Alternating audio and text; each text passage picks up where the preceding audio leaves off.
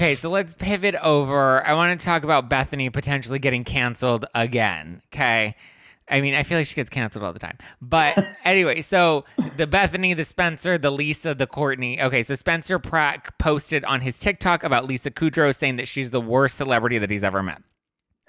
Yes. He Which claims that they were at a party with her and Heidi back in the day, and this is when Lisa Kudrow, he claims, approached Heidi and told her that she needed to dump Spencer because she was afraid that Spencer was going to kill her one day, which very extreme. Do you think that this is true? Was Lisa Kudrow a big fan of The Hills?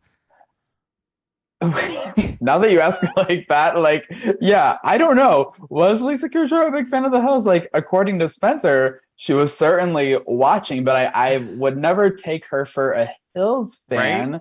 However, I don't think that Spencer would make up all that he said. I mean, apparently he told or she told Heidi that Spencer had serial killer eyes and was like Yeah. scared of him.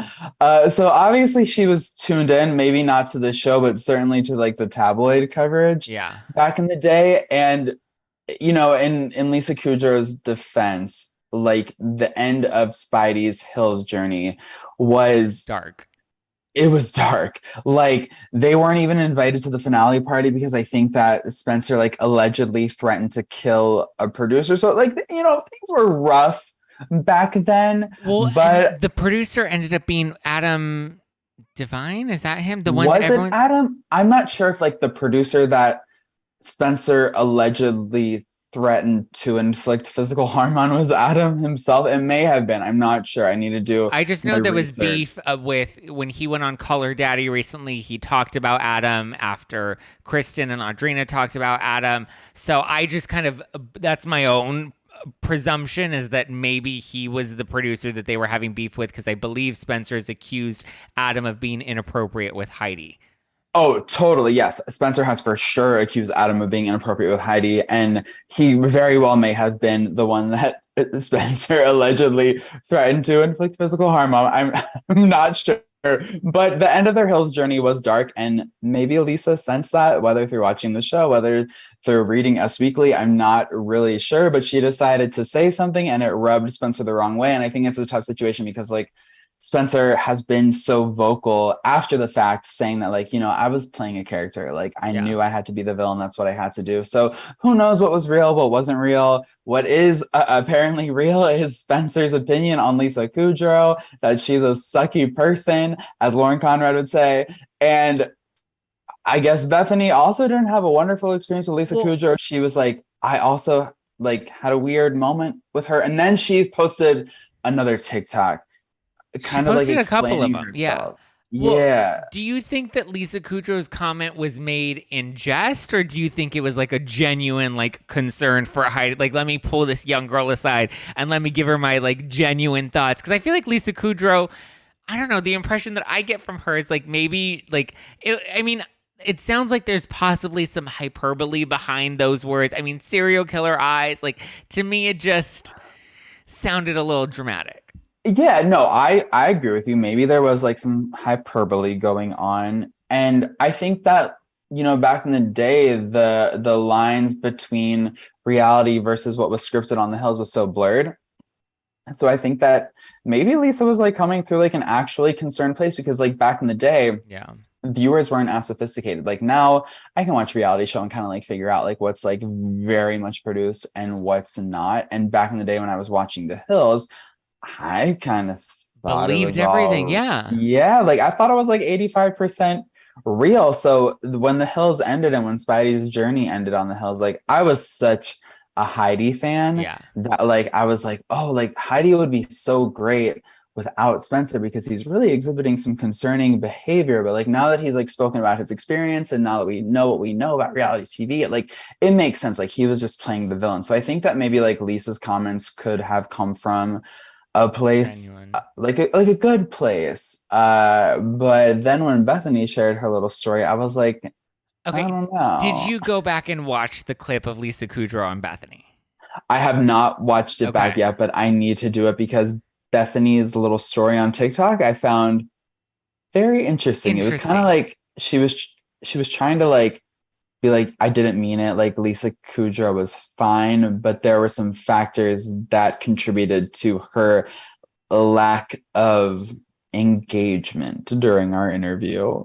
Yeah, I think, well, because Bethenny just made a comment about like, it was really just like essentially a same sort of like comment that she left on Spencer as like kind of like relating to him about Lisa Kudrow kind of being a little, her experience being a little bizarre. And then it ended up making a bunch of headlines saying that like Spencer and Bethenny both agreed that Lisa Kudrow is the worst thing ever. And then Bethenny like tried to clarify it, and she was saying that her interview with Lisa was just very bizarre because it felt like Lisa wasn't fully present and she wasn't, like, as you said, engaged. Like she just didn't seem like she really wanted to be there. And Bethenny's like, it kind of felt like it was probably because she owed a favor to Ellen and Ellen produced my show, that maybe like she kind of had to be there for whatever reason, but it didn't feel like she wanted to be there. So I went back and I watched the clips. What did you think? Nothing in that interview indicates that Lisa Kudrow did not want to be there. Like, I mean, if any, Bethenny was just as awkward interviewing her as she's always been on her talk show. But like, there was nothing that indicated that Lisa Kudrow was uncomfortable or kind of dodging questions. Like, listen, I know when celebs are trying to dodge questions, and I don't think she was doing that. What was the line of questioning? Like, what was she talking about? They talked about kids. They talked about friends. She had Lisa Kudrow sing "Smelly Cat." So it seems like a light interview. I'm wondering if it's maybe, I don't know if you've ever experienced this interviewing people, but I know I've had these moments where sometimes you come across a certain person that has a very strong energy that can feel a little intimidating. So it kind of just rattles you a little bit. So you kind of feel like, and a lot of the times I've learned that it comes from usually like nerves. Rarely are they trying to be a dick. They're just kind of nervous in the circumstance. So it may come off as a little intimidating or off-putting, but it's rarely ever trying to be intentionally rude. Right. No, I can totally agree with you there. Like, I'm actually just thinking about like, now that you said that, I'm like looking back at like the interviews where I have felt like that. And there was like, I've never seen like a full episode of Pretty Little Liars. Like, I really don't care about Pretty Little Liars whatsoever. But like maybe like 10 years ago, there was an interview opportunity with Shay Mitchell. And I don't know what it was about interviewing her, but like her presence and her aura and just like the energy she was giving me was so off-putting and imitating that like during my interview, like my teeth were like literally chattering. Like I was beyond nervous. I don't know what it was. Maybe it was like nerves on both sides because like really, why would I fucking care? I've never seen an episode of Pretty Little Liars. So like, yes, I understand that. And like maybe that's what Bethenny was experiencing with Lisa. Maybe like Lisa was like, why am I doing this like talk show with a former Real Housewife? Like, and like Bethenny was probably picking up on that energy too. I don't know.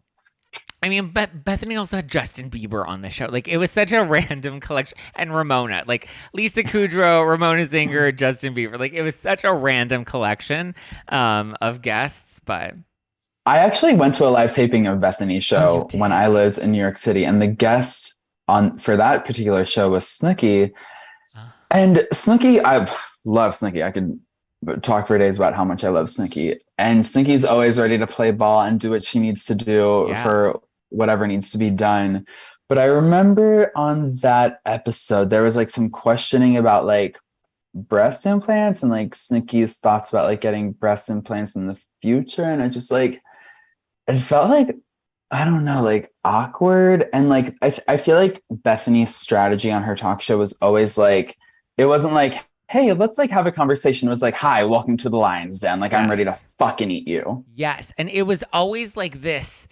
And I don't know if it's maybe because her brain just is so good at working in reality television where you kind of oftentimes like are forging things and having moments, you know, like making Lisa Kudrow sing Smelly Cat. The way she kind of brought, like, it kind of was, Lisa, you could tell, was like a little caught off guard by, she's like, can you belt out Smelly Cat right now? And Lisa was kind of like, oh, sure, I can belt out like I'll sing it.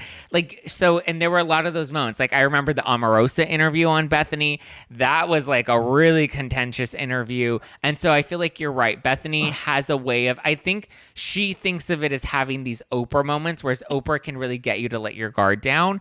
And Bethenny, I don't think has that same bedside manner or that energy that opens you up and kind of makes you feel a little comfortable or lets you feel safe in the space.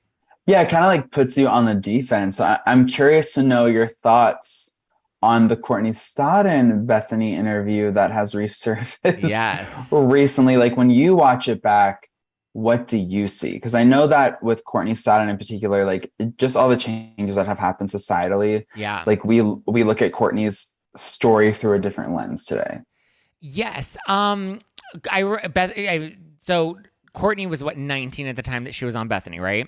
Yes. So I remember watching that interview like when it first kind of came out, and I've seen it a couple of times since then, but I remember watching it thinking Bethenny is I don't know if I feel like bullying's a really strong word, but I feel like Bethenny saw this as like a blonde bimbo that isn't, because Bethenny's thing is about branding, right? And marketing. What's your brand? That was her issue with Omarosa. She's like, Omarosa, what's your brand? Your brand is controversial. And Omarosa's like, no, my brand is I'm a smart woman.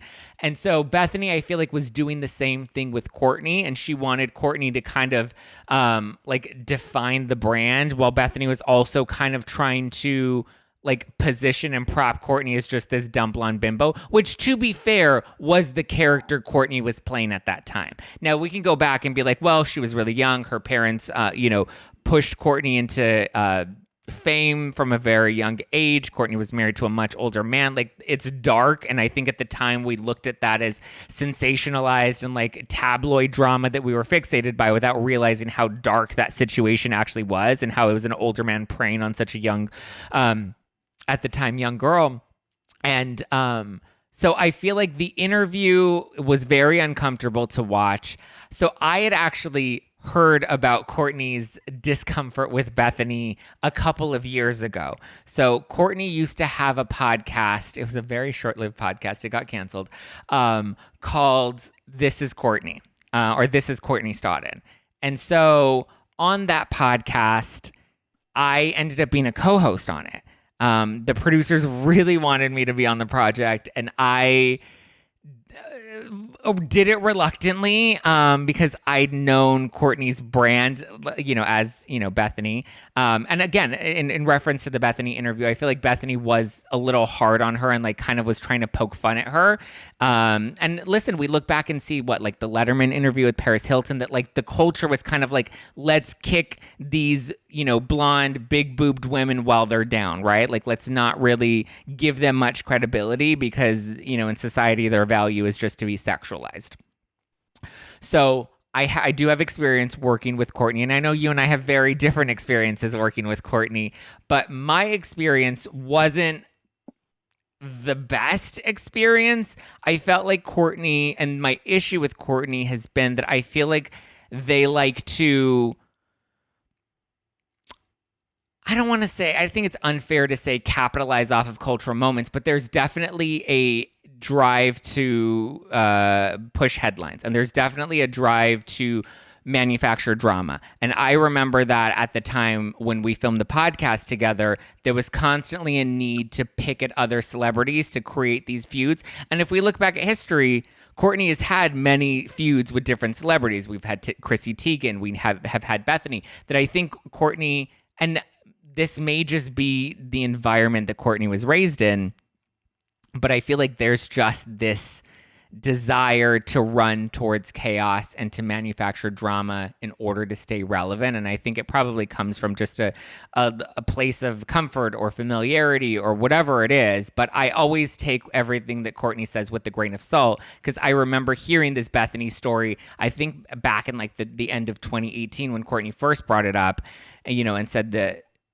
they felt that Bethenny was kind of, rude to them, and that Bethenny was bullying them, and that Bethenny didn't give the best interview. And listen, and I empathize with it. I empathized with it then, but behavior on that podcast just kind of made me feel like, because the intention was to create something buzzy, and then the team would have to then take that and put it out in a press release, which is common on podcasts, to take things that people say on podcasts and then to distribute them via a press release to different news outlets. But I felt like that intention just was a little too uncomfortable for me. And there was one celebrity in particular that Courtney tried to pick a feud with that was kind of the last line for me, because it was somebody that I was very close to. And I was like, you're dragging me into this vortex of chaos, and I don't want to be any part of it. And just behind the scenes, Courtney was not the most pleasant to work with. And not the most professional to work with. And I even went back to like look at my old text messages and emails with the producers at that time to be like, am I rewriting history, or were these actually my feelings and experiences? And so I looked back and I was like, okay, this is validating that I remembered these experiences happening, and that, you know, it wasn't the most pleasant or inviting experience. And I ultimately ended up quitting the show. And then it just got canned altogether. Taking out your personal interactions with Courtney, what do you make, like, if you were just observing Courtney's feuds with Bethenny and Chrissy and anyone else that Courtney has had a feud with, like, what are your like personal opinions? Do you feel like Courtney has made points? There are moments where I want to believe that Courtney is doing this with pure intentions, right? I want to believe that when she, you know, is bringing up some of these experiences, that these are coming from a genuine place. But even just in my analysis of kind of watching Courtney's history and background, just, you know, with my experience aside, I do feel like there's always a moment to be had. You know, every time there's something culturally relevant, I feel like Courtney finds a way to jump in on that. And that's just my opinion now. That's taking my experience out of it. My opinion is that yes, Courtney does have valid points, and I don't want to diminish their experience. However, I also feel like there very much is, and maybe it's just that I grew up in Los Angeles and I know people that are constantly looking for those moments. I'm pretty sure I've found myself, you know, and maybe that's how I'm able to identify it, as I found myself being caught up in wanting to drive a headline, that I'm able to kind of recognize that in Courtney. But I do think there are moments where there are genuine and valid points that Courtney is making, but I also feel like a lot of it is with the intention of driving relevance. So erase your entire personal interactions with Courtney. You were asked on a red carpet, Yeah. Zack, who are you, team Courtney? Are you team Bethenny? Like, what are your thoughts? Team Courtney, Team Bethenny. I mean, in that specific instance, I would say I don't like the way that Bethenny treated Courtney, and I believe that that was unfair. However, to Bethenny's point as well, I believe Courtney was trying to brand herself a certain way that is what the public was reacting to at that time. You know, you come out with this really bright bleach blonde hair, you have these big boobs, you're wearing these very skimpy outfits, that I think that it was... You know, it's just, I mean, like, listen, I bleach my hair. I know that there's a level of credibility that I lose with certain people with the way that they see me. That I think that that's just perception. Your body and your physique are your business card. So I don't like the way that Bethenny treated Courtney. I don't think that it was fair. I didn't like the interview then. I don't like the interview now. But I believe that there's a bit of some gray area, because I think at that time, especially, Courtney liked to play up that character. Right. Yeah. And I think that was like because of the like conditioning she had, absolutely, they had experienced at the time. And Courtney was 19 at the time. That I don't think there was a level of awareness on how to act. That's why I think even with behavior that I recognize now, I think it's coming from a place of, you know, still trying to survive the trauma that was experienced from a very young age. I think it's still operating from a place of survival. So I do have a lot of empathy to send that way. But also, yeah. What did you think of Bethenny's response to Courtney? Because Courtney shared a DM allegedly sent from Bethenny, and Bethenny kind of implied that she is responsible for Courtney's growth. It was very Kanye West, right? Because, I mean, Yes. to be fair, the argument could be made that Kanye did help make Taylor a little more culturally relevant because he made her much bigger than, or that moment made them both a lot more talked about at that time. And she'd been a little newer to the scene, Taylor Swift, but it was very Kanye West, where there was a very big ego involved, and Bethenny does everything and always operates from a place of big ego. And so my recollection was she was trying to say that, Courtney, it looks like you've changed a lot since then. I would hope that your experience on my show kind of motivated this change in behavior. It seems like you're no longer branding yourself that way anymore. I kind of beg to differ a little bit, but I do think that Bethenny took a lot of credit for Courtney's growth and evolution. And I didn't like that. And I think Bethenny often gets blinded by her ego. She's a great personality, and I think people can relate to her thoughts a lot and to her opinions a lot. However, her ego is always what gets in the way of like her likability and her like just human element, because she always likes to take credit for things that aren't hers to take credit for. So I don't think Courtney's evolution is credited to Bethenny Frankel. If anything, it was probably the opposite, because Courtney's talked about how they cried after having to do that show and how that show was awful for them to experience. So I want to validate that and be like, that's shitty. That I'm pretty sure, if anything, it made you afraid of the media more than it made you want to evolve.